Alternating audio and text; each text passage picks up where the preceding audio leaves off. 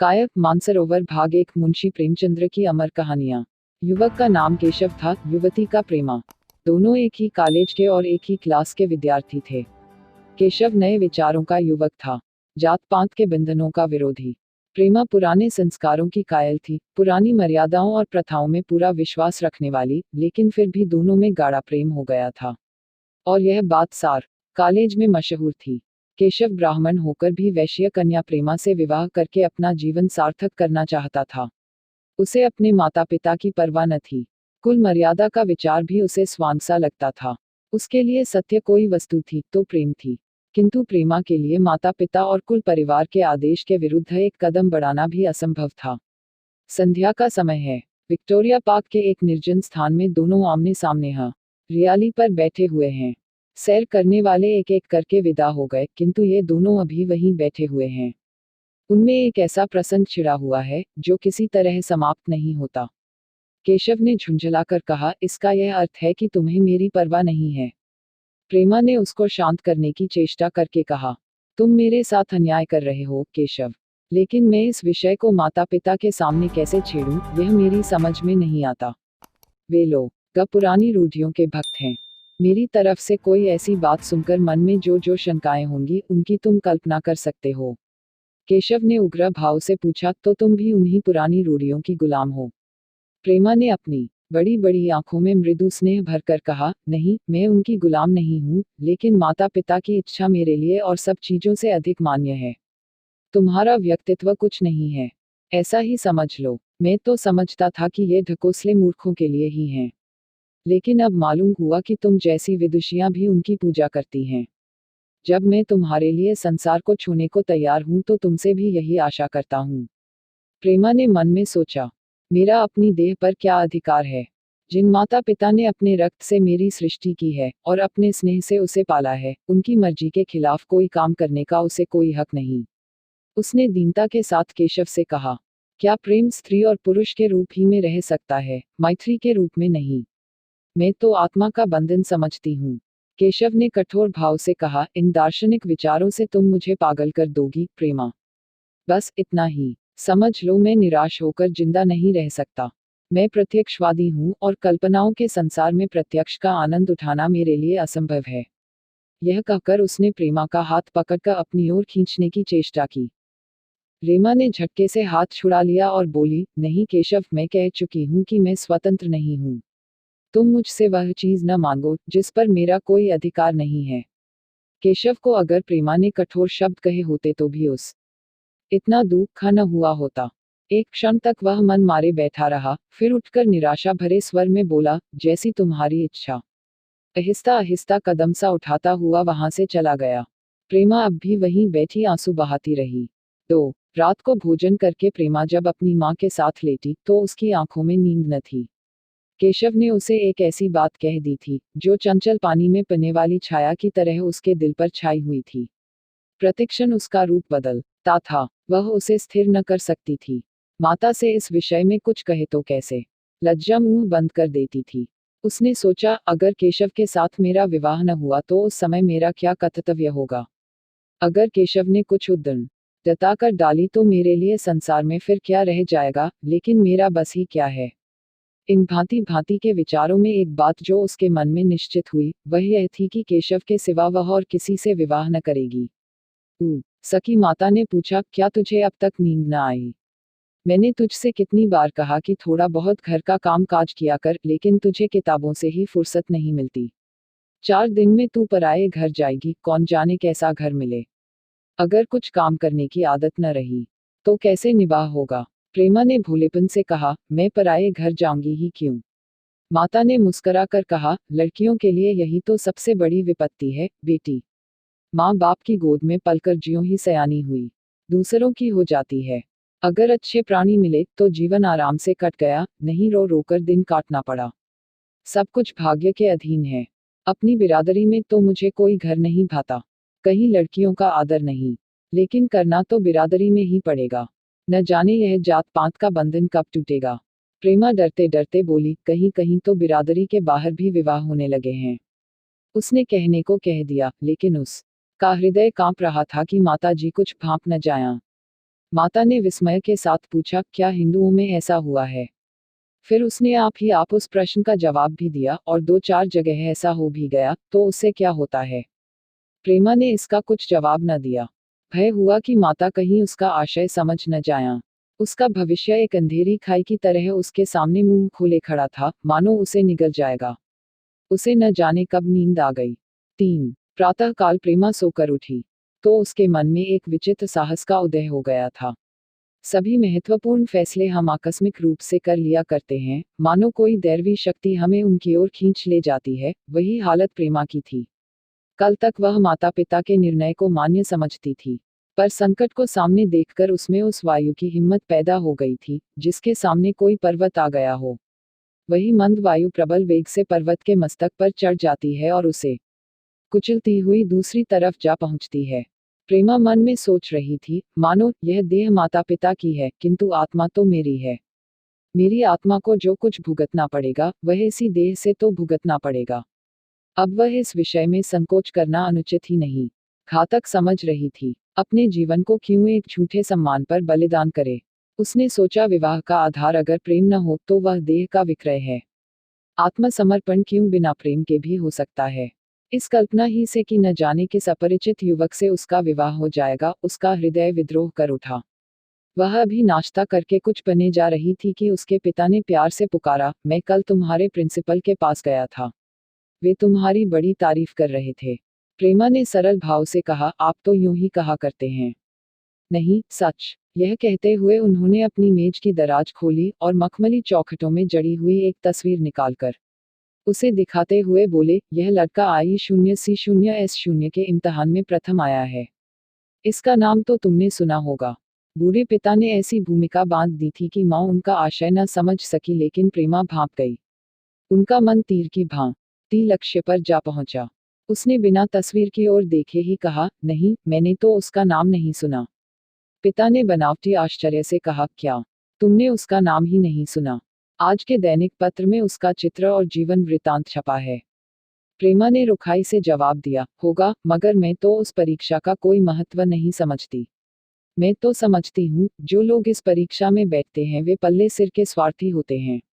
आखिर उनका उद्देश्य इसके सिवा और क्या होता है कि अपने गरीब, निर्धन, दलित भाइयों पर शासन करें और खूब धन संचय करें। यह तो जीवन का कोई ऊंचा उद्देश्य नहीं है। इस आपत्ति में जलन थी, अन्याय था, निर्दयता थी। पिताजी ने समझा था। प्रेमा यह बखान सुनकर लट्टू हो जाएगी। यह जवाब सुनकर तीखे स्वर में बोले, तू तो ऐसी बातें कर रही है जैसे तेरे लिए धन और अधिकार का कोई मूल्य ही नहीं। प्रेमा ने ढिठाई से कहा, हाँ, मैं तो इसका मूल्य नहीं समझती। मैं तो आदमी में त्याग देखती हूँ। मैं ऐसे युवकों को जानती हूँ, जिन्हें यह पद जबरदस्ती भी दिया जाए तो स्वीकार न करेंगे। पिता ने उपहास के ढंग से कहा, यह तो आज मैंने नई बात सुनी। मैं तो देखता हूँ का छोटी छोटी नौकरियों के लिए लोग मारे मारे फिरते हैं। मैं जरा उस लड़के की सूरत देखना चाहता हूँ, जिसमें इतना त्याग हो। मैं तो उसकी पूजा करूंगा। शायद किसी दूसरे अवसर पर यह शब्द सुनकर प्रेमा लज्जा से सिर झुका लेती, पर इस समय उसकी दशा उस सिपाही की सी थी, जिसके पीछे गहरी खाई हो। आगे बढ़ने के सिवा उसके लिए और कोई मार्ग न था। अपने आवेश को संयम से दबाती हुई, आंखों में विद्रोह भरे, वह अपने कमरे में गई और वह के कई चित्रों में से वह एक चित्र चुनकर लाई, जो उसकी निगाह में सबसे खराब था, और पिता के सामने रख दिया। बूढ़े पिताजी ने चित्र को उपेक्षा के भाव से देखना चाहा, लेकिन पहली दृष्टि ही में उसने उन्हें आकर्षित कर लिया। ऊंचा कद था और दुर्बल होने पर भी उसका गठन, स्वास्थ्य और संयम का परिचय दे रहा था। मुख पर प्रतिभा का तेज न था, पर विचारशीलता का कुछ ऐसा प्रतिबिंब था, जो उसके मन में विश्वास पैदा करता था। उन्होंने उस चित्र की ओर देखते हुए पूछा, यह किसका चित्र है? प्रेमा ने संकोच से सिर झुकाकर कहा, यह मेरे ही क्लास में पढ़ते हैं। अपनी ही बिरादरी का है। प्रेमा की मुखमुद्रा धूमिल हो गई। इसी प्रश्न के उत्तर पर उसकी किस्मत का फैसला हो जाएगा। उसके मन में पछतावा हुआ कि व्यर्थ में इस चित्र को यहाँ लाई। उसमें एक क्षण के लिए जो दृढ़ता आई थी, वह इस पैने प्रश्न के सामने कातर हो उठी। दबी हुई आवाज में बोली, जी नहीं, वह ब्राह्मण है। और यह कहने के साथ ही क्षुब्ध होकर कमरे से निकल गई, मानो यहाँ की वायु में उसका गला घुटा जा रहा हो, और दीवार की आड़ में होकर रोने लगी। लाला जी को तो पहले ऐसा क्रोध आया कि प्रेम को बुलाकर साफ साफ कह दे कि यह असंभव है। वे उसी गुस्से में दरवाजे तक आए, लेकिन प्रेमा को रोते देखकर नम्र हो गए। इस युवक के प्रति प्रेमा के मन में क्या भाव थे, यह उनसे छिपा न रहा। वे स्त्री शिक्षा के पूरे समर्थक थे, लेकिन इसके साथ ही कुल मर्यादा की रक्षा भी करना चाहते थे। अपनी ही जाति के सुयोग्य वर के लिए अपना सर्वस्व अर्पण कर सकते थे, लेकिन उस क्षेत्र के बाहर कुलीन से कुलीन और योग्य से योग्य वर की कल्पना भी उनके लिए असह्य थी। इससे बड़ा अपमान वे सोच ही न सकते थे।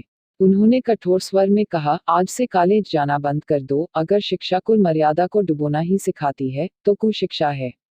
प्रेमा न कातर कंठ से कहा, परीक्षा तो समीप आ गई है। लाला जी ने दृढ़ता से कहा, आने दो। और फिर अपने कमरे में जाकर विचारों में डूब गए। 4-6 महीने गुजर गए। लाला जी ने घर में आकर पत्नी को एकांत में बुलाया और बोले, जहां तक मुझे मालूम है, केशव बहुत ही सुशील और प्रतिभाशाली युवक है। मैं तो समझता हूँ प्रेमा इस शोक में घुल घुल कर प्राण दे देगी। तुमने भी समझाया, मैंने भी समझाया, दूसरों ने भी समझाया, पर उस पर कोई असर ही नहीं होता। ऐसी दशा में हमारे लिए और क्या उपाय है? उनकी पत्नी ने चिंतित भाव से कहा, कर तो दोगे, लेकिन रहोगे कहाँ? न जाने कहाँ से यह कुलच्छनी मेरी कोख में आई। लाला जी ने भव्य सिकोट का तिरस्कार के साथ कहा, यह तो 1000 दफा सुन चुका, लेकिन कुल मर्यादा के नाम को कहाँ तक रोएं? चिड़िया का पर खोलकर यह आशा करना कि वह तुम्हारे आंगन में ही फुदकती रहेगी भ्रम है। मैंने इस पर ठंडे दिल से विचार किया है और इस नतीजे पर पहुंचा हूं कि हमें इस आपद्धर्म को स्वीकार कर लेना ही चाहिए। कुल मर्यादा के नाम पर मैं प्रेमा की हत्या नहीं कर सकता। दुनिया हंसती हो हंसे, मगर वह जमाना बहुत जल्द आने वाला है जब ये सभी बंधन ट जाएंगे। आज भी सैकड़ों विवाह जात पात के बंधनों को तोड़ हो चुके हैं। अगर विवाह का उद्देश्य स्त्री और पुरुष का सुखमय जीवन है, तो हम प्रेमा की उपेक्षा नहीं कर सकते हैं। वृद्धा ने क्षुब्ध होकर कहा, जब तुम्हारी यही इच्छा है तो मुझसे क्या पूछते हैं? लेकिन मैं कह देती हूँ कि मैं इस विवाह के नजदीक न जाऊंगी, न कभी इस छोकरी का मुंह देखूंगी। समझ लूंगी, जैसे और सब लड़के मर गए वैसे यह भी मर गई। तो फिर आखिर तुम क्या करने को कहती हो? क्यों नहीं उस लड़के से विवाह कर देते? उसमें क्या बुराई है? वह 2 साल में सिविल सर्विस पास करके आ जाएगा। केशव के पास क्या रखा है? बहुत होगा किसी दफ्तर में क्लर्क हो जाएगा। और अगर प्रेमा प्राण हत्या कर ले तो कर ले, तुम तो उसे और शह देते हो। जब उसे हमारी परवाह नहीं है तो हम उसके लिए अपने नाम को क्यों कलंकित करें? प्राण हत्या करना कोई खेल नहीं है, यह सब धमकी है। मन घोड़ा है, जब तक उसे लगाम न दो पर हाथ भी न रखने देगा। जब उसके मन का यह हाल है तो कौन कहे केशव के साथ ही जिंदगी भर निबाह करेगी। जिस तरह आज उससे प्रेम है, उसी तरह कल दूसरे से हो सकता है। क्या पत्ते पर अपना मांस बिकवाना चाहते हो? लालाजी ने स्त्री को प्रश्न सूचक दृष्टि से देखकर कहा, और अगर वह कल खुद जाकर केशव से विवाह कर ले तो तुम क्या कर लोगी? फिर तुम्हारी कितनी इज्जत रह जाएगी? वह चाहे संकोचवश या हम लोगों के लिहाज से यूं ही बैठी रहे, पर यदि जिद पर कमर बांध ले, हम तुम कुछ नहीं कर सकते।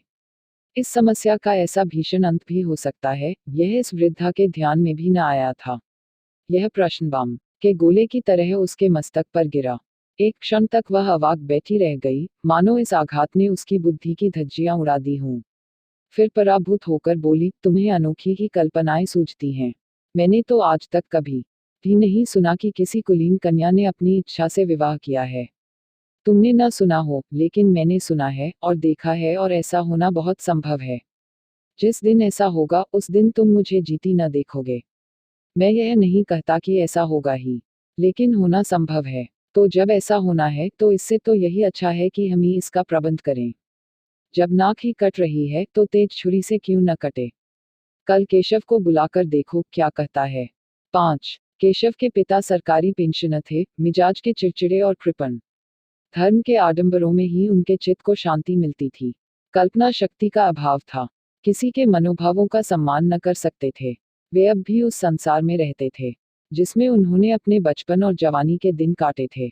नवयुग की बढ़ती हुई लहर को वे सर्वनाश कहते थे, और कम से कम अपने घर को दोनों हाथों और दोनों पैरों का जोर लगाकर उससे बचाए रखना चाहते थे। इसलिए जब एक दिन प्रेमा के पिता उसके पास पहुंचे और केशव से प्रेमा के विवाह का प्रस्ताव किया, तो बूढ़े पंडित जी अपने आप में न रह सके।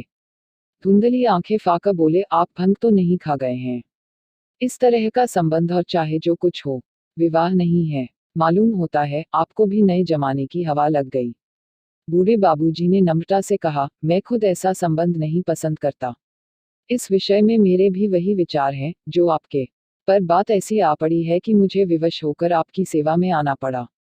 आजकल के लड़के और लड़कियां कितने स्वेच्छाचारी हो गए हैं, यह तो आप जानते ही हैं। हम बूढ़े लोगों के लिए अब अपने सिद्धांतों की रक्षा करना कठिन हो गया है। मुझे भय है कि कहीं ये दोनों निराश होकर अपनी जान पर न खेल जाएं। बूढ़े पंडित जी जमीन पर पांव पटकते हुए गरज उठे। आप क्या कहते हैं साहब? आपको शर्म नहीं आती? हम ब्राह्मण हैं और ब्राह्मणों में भी कुलीन ब्राह्मण कितने ही पतित हो गए हों, इतने मर्यादा शून्य नहीं हुए हैं कि बनिए बक्कालों की लड़की से विवाह करते फिरें। जिस दिन कुलीन ब्राह्मणों में लड़कियां न रहेंगी उस दिन यह समस्या उपस्थित हो सकती है। मैं कहता हूँ, आपको मुझसे यह बात कहने का साहस कैसे हुआ? बूढ़े बाबूजी जितना ही दबते थे उतना ही पंडित जी बिगड़ते थे। यहाँ तक कि लाला जी अपना अपमान ज्यादा न सह सके और अपनी तकदीर को कोसते हुए चले गए। उसी वक्त केशव कॉलेज से आया। पंडित जी ने तुरंत उसे बुलाकर कठोर कंठ से कहा, मैंने सुना है तुमने किसी बनिए की लड़की से अपना विवाह कर लिया है। यह खबर कहाँ तक सही है? केशव ने अनजान बनकर पूछा, आपसे किसने कहा? किसी ने कहा। मैं पूछता हूँ, यह बात ठीक है या नहीं?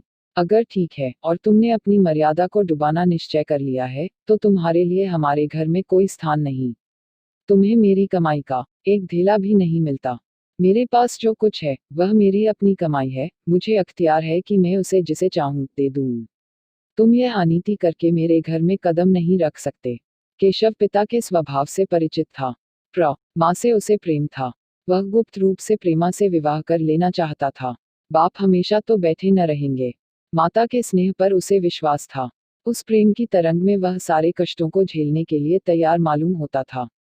लेकिन जैसे कोई कायर सिपाही बंदूक के सामने जाकर हिम्मत खो बैठता है और कदम पीछे हटा लेता है, वही दशा केशव की हुई। वह साधारण युवकों की तरह सिद्धांतों के लिए बड़े बड़े तर्क कर सकता था, जबान से उनमें अपनी भक्ति की दोहाई दे सकता था, लेकिन इसके लिए यातनाएं झेलने की सामर्थ्य उसमें न थी। अगर वह अपनी जिद पर अड़ा और पिता ने भी अपनी टेक रखी तो उसका कहाँ ठिकाना लगेगा? उसका जीवन ही नष्ट हो जाएगा। उसने दबी जबान से कहा, जिसने आपसे यह कहा है बिल्कुल झूठ कहा है। पंडित जी ने तीव्र नेत्रों से देखकर कहा, तो यह खबर बिल्कुल गलत है। जी हाँ, बिल्कुल गलत। तो तुम आज ही इसी वक्त उस बनिए को खत लिख दो और याद रखो कि अगर इस तरह की चर्चा फिर कभी उठी तो तुम्हारा सबसे बड़ा शत्रु होऊंगा। बस जाओ। केशव और कुछ न कह सका। वह यहाँ से चला तो ऐसा मालूम होता था कि पैरों में दम नहीं है। 6 दूसरे दिन प्रेमा ने केशव के नाम यह पत्र लिखा। प्रिय केशव, तुम्हारे पूज्य पिताजी ने लाला जी के साथ जो अशिष्ट और अपमानजनक व्यवहार किया है, उसका हाल सुनकर मेरे मन में बड़ी शंका उत्पन्न हो रही है। शायद उन्होंने तुम्हें भी डांट फटकार बताई होगी। ऐसी दशा में मैं तुम्हारा निश्चय सुनने के लिए विकल हो रही हूँ। तुम्हारे साथ हर तरह का कष्ट झेलने को तैयार हूँ। मुझे तुम्हारे पिताजी की संपत्ति का मोह नहीं है, मैं तो केवल तुम्हारा प्रेम चाहती हूँ और उसी में प्रसन्न हूँ। आज शाम को यहीं आकर भोजन करो। दादा और माँ दोनों तुमसे मिलने के लिए बहुत इच्छुक हैं। मैं वह स्वप्न देखने में मग्न हूँ जब हम दोनों उस सूत्र में बंध जाएंगे जो टूटना नहीं जा नता, जो बड़ी से बड़ी आपत्ति में भी अटूट रहता है। तुम्हारी प्रेमा। संध्या हो गई और इस पत्र का कोई जवाब न आया। उसकी माता बार बार पूछती थी, केशव आए नहीं? बूढ़े लाला भी द्वार की ओर आंख लगाए बैठे थे। यहाँ तक कि रात के 9 बज गए, पर न तो केशव ही आए न उनका पत्र। प्रेमा के मन में भांति भांति के संकल्प विकल्प उठ रहे थे। कदाचित उन्हें पत्र लिखने का अवकाश न मिला होगा, या आज आने की फुर्सत न मिली होगी। कल अवश्य आ जाएंगे। केशव ने पहले उसके पास जो प्रेम पत्र लिखे थे उन सबको उसने फिर पढ़ा। उनके एक एक शब्द से कितना अनुराग टपक रहा था, उनमें कितना कंपन था, कितनी विकलता, कितनी तीव्र आकांक्षा। फिर उसे केशव के वे वाक्य याद आए जो उसने सैकड़ों ही बार कहे थे। कितनी बार वह उसके सामने रोया था। इतने प्रमाणों के होते हुए निराशा के लिए कहाँ स्थान था, मगर फिर भी सारी रात उसका मन जैसे सूली पर टिंगा रहा। प्रातःकाल केशव का जवाब आया। प्रेमा ने कांपते हुए हाथों से पत्र लेकर पढ़ा। पत्र हाथ से गिर गया। ऐसा जान पड़ा मानो उसकी देह का रक्त स्थिर हो गया हो। लिखा था, मैं बड़े संकट में हूँ कि तुम्हें क्या जवाब दूँ। मैं ने इधर इस समस्या पर खूब ठंडे दिल से विचार किया है और इस नतीजे पर पहुंचा हूं कि वर्तमान दशाओं में मेरे लिए पिता की आज्ञा की उपेक्षा करना दूर से है। मुझे कायर न समझना। मैं स्वार्थी भी नहीं हूँ, लेकिन मेरे सामने जो बाधाएं हैं उन पर विजय पाने की शक्ति मुझ में नहीं है। पुरानी बातों को भूल जाओ। उस समय मैंने इन बाधाओं की कल्पना न की थी। प्रेमा ने एक लंबी, गहरी, जलती हुई सांस खींची और उस खत को फाका फेंक दिया। उसकी आंखों से अश्रुधार बहने लगी। जिस केशव को उसने अपने अंतःकरण से वर लिया था, वह इतना निष्ठुर हो जाएगा, इसकी उसको रत्ती भर भी आशा न थी। ऐसा मालूम पड़ा मानो अब तक वह कोई सुनहला स्वप्न देख रही थी, पर आंख खुलने पर वह सब कुछ अदृश्य हो गया। जीवन में जब आशा ही लुप्त हो गई, तो अब अंधकार के सिवा और क्या रहा। अपने हृदय की सारी संपत्ति लगाकर उसने एक नाव लदवाई थी, वह नाव जलमग्न हो गई। अब दूसरी नाव कौन वहां से लदवाए। अगर वह नाव टूटी है तो उसके साथ वह भी डूब जाएगी। माता ने पूछा, क्या केशव का पत्र है? प्रेमा ने भूमि की ओर ताकते हुए कहा, हाँ, उनकी तबीयत अच्छी नहीं है, इसके सिवा वह और क्या कहे। का शव की निष्ठुरता और बेवफाई का समाचार कहकर लज्जित होने का साहस उसमें न था। दिन भर वह घर के काम धंधों में लगी रही, मानो उसे कोई चिंता ही नहीं है। रात को उसने सबको भोजन कराया, खुद भी भोजन किया और बड़ी देर हारमोनियम पर गाती रही। मगर सबेरा हुआ तो उसके कमरे में उसकी लाश पड़ी हुई थी। प्रभात की सुनहरी किरणें उसके पीले मुख को जीवन की आभा प्रदान कर रही थी।